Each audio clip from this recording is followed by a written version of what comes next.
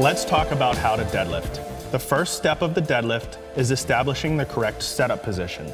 First, stand with your feet under the barbell with a stance that is just inside shoulder width apart.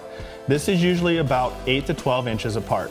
You can either stand with your toes straight forward or slightly turned out up to about 30 degrees. This is personal preference.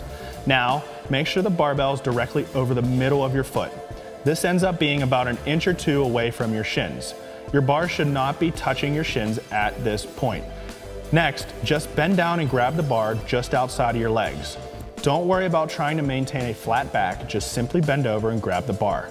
Once you have a grip on the barbell, take your shins to the bar. Don't roll the bar towards you and don't push the bar away from you. Just take your shins to the barbell. Once you're in this position, lift your chest up. This chest up cue will get you into the correct back position. You don't want to think about getting your hips down right here.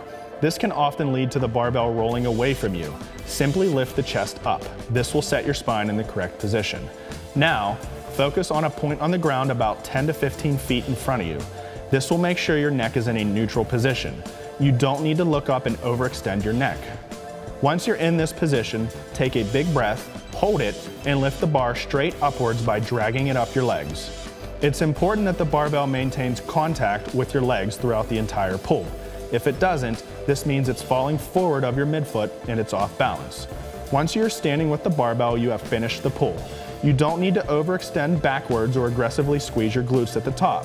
You should just be in your regular standing position. Now it's time to set the bar down, and it's just the opposite of how you lifted it up. First, unlock your hips and knees, move your hips backwards, and let the bar slide back down your shins.